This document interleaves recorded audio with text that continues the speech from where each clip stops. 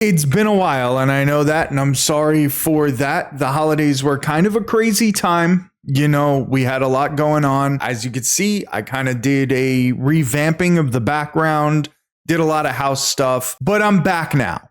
Okay, I'm back. I'm ready to pump out all the sports content for the new year, and I'm excited. And today we're going to be talking about what the hell are the Blue Jays doing? They've got so much going on and yet so little going on. They don't have a damn clue what they're doing, and they have to make a decision. There's rumors out there that the Mets are putting together a package to trade for Vlad Jr.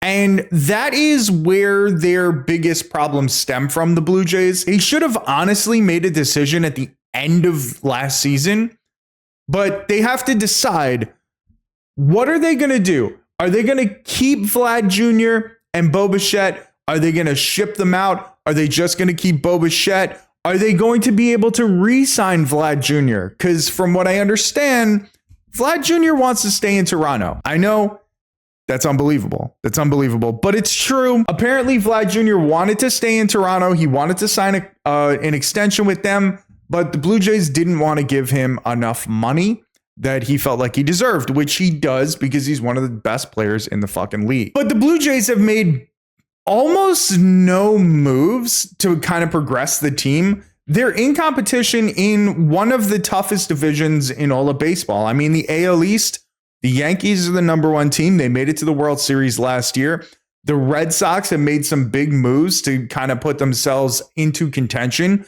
The Orioles were incredible last year, though they've also kind of lost a lot of key players. So we're going to have to see how that pans out. I do think that the Orioles are kind of fucking up too, but that's neither here nor there. They're still going to be a winning team next year, presumably. And the Tampa Bay Rays, I mean, we all know the Rays. We know they weren't that great last year, but they are always in contention. Like, this is a team that always ends up finding its way into making the playoffs or whatever. So the Blue Jays have to make moves if they want to be contenders, or they have to sell if they want to just focus on the future, which is a totally acceptable decision. But my problem is that it feels like they haven't made any decisions. They should have been shopping Vlad Jr. if they were going to start selling, because Vlad's contract is up at the end of the year and he's going to go sign with somebody for a lot of money. If the Blue Jays are not willing to put that money down, then, you know, what are you doing here? Also, like, it's sort of weird because I also feel like, why are you even selling on Vlad Jr. ever? You do all this stuff to build up the minor league system, to build up your future players. You get a guy like Vlad Jr. who is an MVP candidate. He would have won MVP a couple years ago if it wasn't for Shohei, which is the story for a few of the stars in the league. Of course, Shohei is always blocking everybody because he's just so incredible. But Vlad Jr. in any other year would have won MVP, and he's now potentially getting traded. He's now just not signing an extension with the Blue Jays. Like, what are you waiting for if you're not waiting for a guy like Vlad Jr.? That's just my opinion. They're either going to sell or they're going to buy. And the Blue Jays seem to be doing something in between. You know, they seem to be in on every big free agent, but never quite getting there, which understandable. They're in Toronto. It's a totally different country. People don't want to move there. So it's not really their fault. But that brings me back to my point about Vlad Jr. Now you have a guy that wants to be there, that is a superstar, and you're going to let him go. It's a little weird. I'm just assuming they want to let him go, I guess. I guess there's no proof yet. Though, like we said, the Mets are putting together a package for Vlad. So if they're putting together a package for Vlad, there's going to be a potential trade. I don't know if that means the Blue Jays have been on the horn with the Mets and they've been talking about, hey, what's the best deal we could put together, whatever, or if the Mets are just presenting a trade to the Blue Jays just to get out ahead of all the competition for Vlad. But the Blue Jays traded for Andres Gimenez, which was a good trade in my opinion. I think it was a really good trade, but that's a trade for the now. That's not really a trade for the future. Gimenez is young, but Gimenez is getting worse over time. And his contract is about to kick in. So they're going to be paying him a decent amount. That's a trade for contending now. Jeff Hoffman, they signed him for 3 years. Nice little signing. I like that a lot. But again, Jeff Hoffman's a little bit older. He's a reliever for the now. He's a player that they're doing for right now. He's not some like future pitcher that could pan out. No, this is a guy that's been in the league for a while and is very, very talented. Was an all-star this year, I believe. And he's going to help them contend right now. Again, they're going to need to make more moves. But this is my problem with the Blue Jays. They're just sitting on their hands. They're making like moves that are for the now, but nothing particularly earth-shaking. Which obviously, like, you don't have to make earth-shattering moves as a team in order to be a contender. But I do feel like the Blue Jays do need one of those types of moves under their belt in order to take the next step. And one of those moves could be Roki Sasaki. Apparently they're in the Roki sweepstakes. Do I believe that? Absolutely fucking not. I think that this is all just pomp and circumstance from Roki's camp.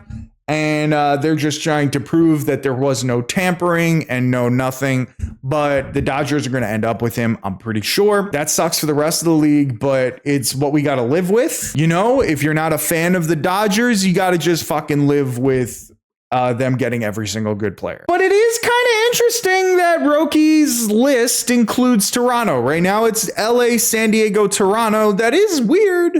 That is a little weird. Maybe maybe there's something there for Toronto. I don't know. It feels like Toronto would have normally been one of the teams that got written off really quickly from Roki's camp. So I'm impressed by that. But they're kind of like the Giants, always a bridesmaid, never a bride. It feels like nobody ever ends up going to Toronto. Nobody ever ends up going to San Francisco. Now, obviously, some things have changed. San Francisco just got Willy Adames. The offseason is not over. Who knows what's going to happen with the Blue Jays?